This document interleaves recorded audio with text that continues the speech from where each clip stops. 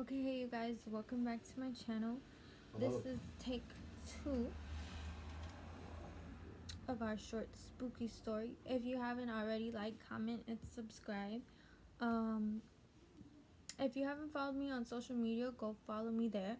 I run a lot of polls for you guys, especially on Twitter, to see what you want to see more of. And the last poll I ran, you guys said that you wanted to see a spooky story, so I'm gonna be doing that. It's my first video that I just recorded. Like, it took me about like 16 minutes, I think. So it's gonna be probably a very short story. So if you guys want to see another short spooky story like this, let me know. Like, comment, subscribe. You already know. So for today's video, we're gonna be going over what is this, a project? We're gonna be getting into I don't know what I'm saying anymore. It's like 9 p.m. Okay, so we're gonna be talking about the Bullock Hotel, and this is a picture of the Bullock Hotel, and I have some pictures for you guys today too, so I did my homework today. Okay, so let's start our story. Our story starts in Deadwood, Dakota. It's a small mining town in the late 1800s, and during this time there was a gold rush. 1800s is when we had the gold rush. So this little town had a bunch of gold, and it attracted a lot of people in general, but a lot of gamblers, a lot of outlaws, and a lot of swindlers. Which, if you don't know what that means, Google it. Use your Googles, um, because yeah. So it attracted a lot of these types of people. Now, in 1876, this is our main guy in this story. His name is Seth Bullock, and in 1876 is when he was sent to Montana to create law and order. So he became Deadwood's first sheriff, and he didn't own a gun, but was said to be a very scary person. When I did my research on him, did my homework on him,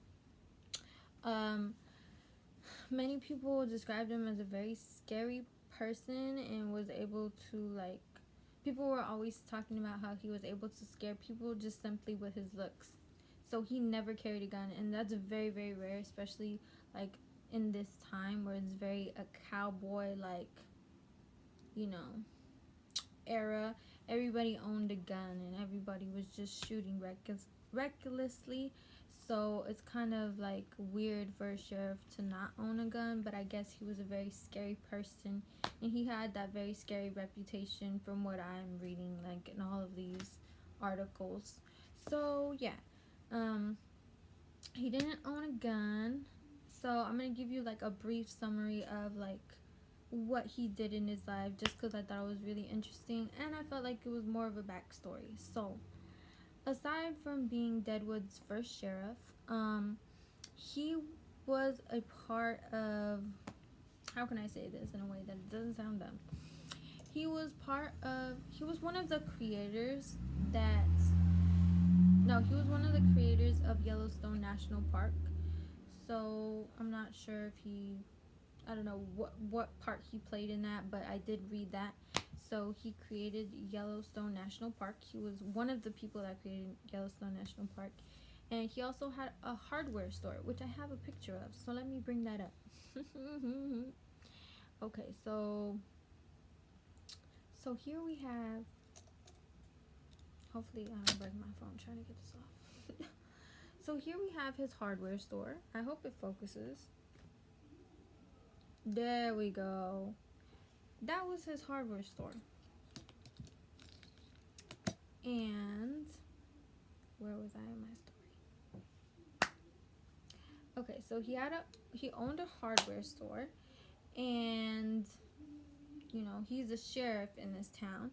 So during one of his trials, when he brought one of these criminals that he was chasing after to trial, he became best friends with somebody called Mr. Roosevelt.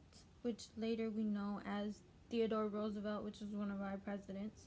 But he became friends with Mr. Roosevelt before he was a president, and he joined his group called the Rough Riders, which I'm assuming is kind of like a law enforcing group. I don't know. I didn't do too much in-depth research on that, but yeah, he became part of this group called the Rough Riders, which later gave him the inspiration to create his own group in Deadwood called the Cowboys. So let me show you guys a picture of the Cowboys.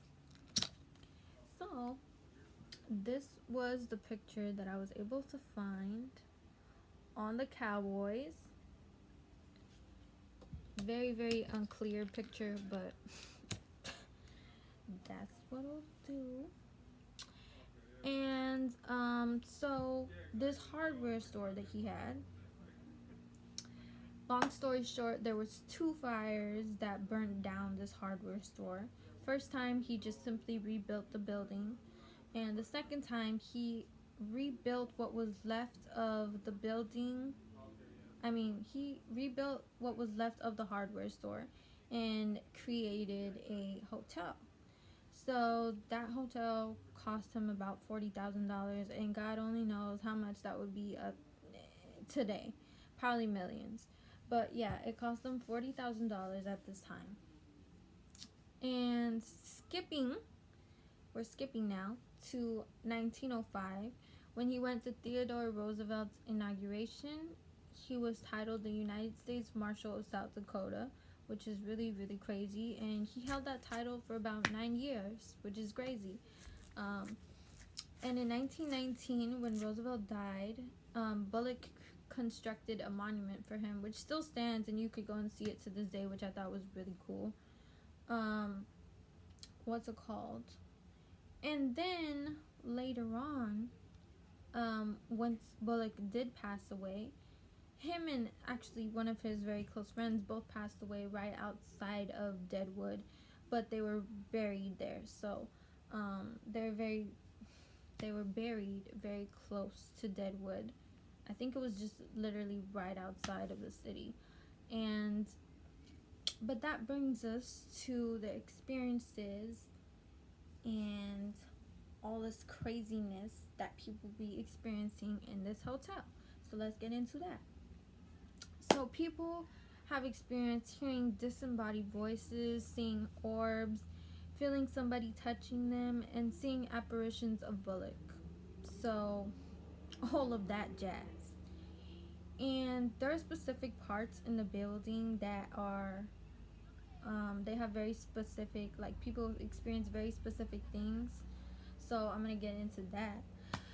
So in the Bullock's basement, or I should start with the Bullock's basement. Okay, so the Bullock's basement was known as Seth's cellar. I don't know why. I didn't look into it.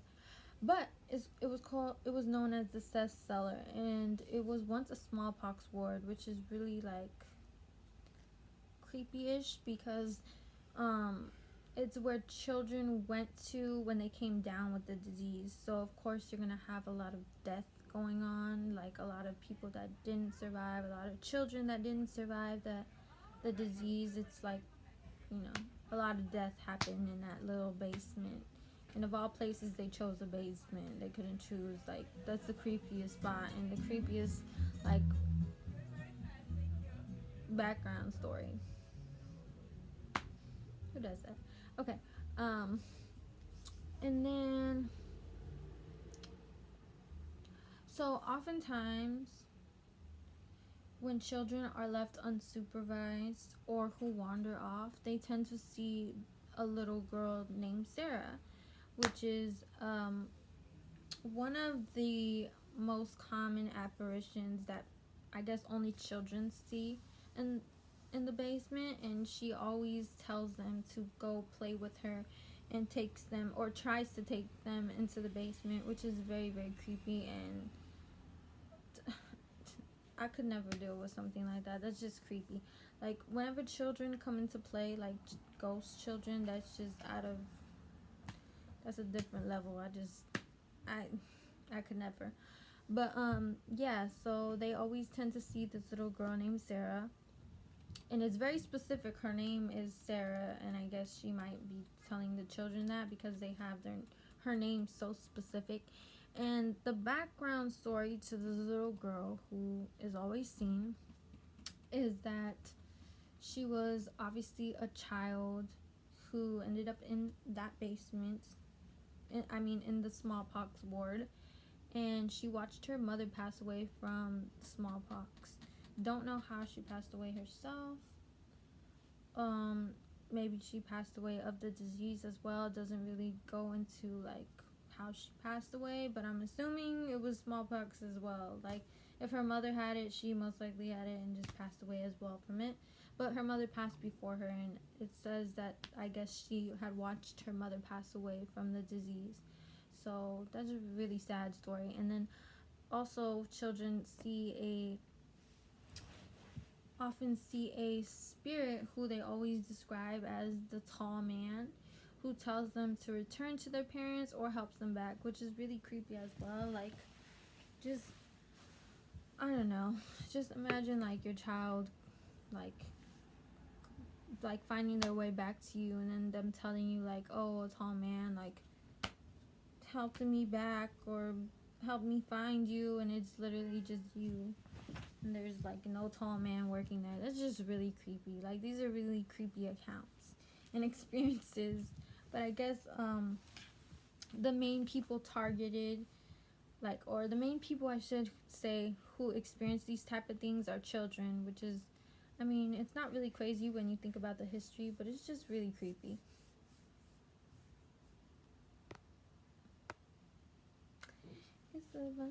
Okay, so full body apparitions. What was I gonna say? Full body apparitions and very distinct smells, such as the smell of a cigar, and actually seeing like Mr. Bullock himself are very common in Mr. Bullock's room as well as the casino floor. And also staff members always experience, well, I guess it would mainly be the cleaning crew. They experience a lot of their cleaning supplies getting moved around. Like, there's usually like maybe one or not even one or two people, but like one person cleaning a particular night, and their stuff will be moved around into like different rooms, which is really creepy too. Like, why is your stuff moving to different rooms? That's weird. And then there's also a radio, which is in the basement of this building, that staff say they hear randomly turn on to country stations, which are Mr. Bullock's favorite station, I guess. He would, I guess, really loved country music, but that's just really creepy in general. And there's also a piano, which I think, from what I remember, was like placed in the front of the building, which staff say they also hear like randomly being played when it's not being played. Just really creepy vibes. And aside from all of that, there are many rooms in the hotel where people experience lights flickering and children laughing. And all of these rooms, by the way, like that I just said, lights were flickering and children are laughing inside, they're all like, this is still a running hotel where you could check out these rooms, which is really like creepy. But anyway, that is our story for today. I don't think I showed you guys the other pictures, so let me go ahead and show you guys the other pictures. I forgot to show you. This was Seth Bullock himself, and this was Seth and Theodore Roosevelt. So overall, this is a very interesting story. I mean, it doesn't really surprise me that this place has so much paranormal activity going on. If you're really a fan of, well, not a fan, but you're really interested in paranormal investigations or cases in general, if you watched anything about paranormal stuff at all, whether that's documentaries, TV shows, books, you'll know that a lot of these places, it's very common for so much paranormal activity to happen when there's so much history. And it just really doesn't surprise me that this place has so much going on, and there's so many different apparitions and experiences that people have in this place, because there's just so much history. And I mean, this person alone, like, I gave you guys a brief summary, but he did a lot in his lifetime. Like, he was a part of a lot of historical moments. And yeah, and I mean, that building alone too, like, just what happened to that building, as well as the fact that it was a smallpox ward and all of that. It's a lot of history, and I think a lot of very like specific moments in history that, like, some of them are very sad, but I think they're definitely moments that, like, energies could get attached to, especially if everything is still standing as it was in the 1800s. I mean, yes, there was some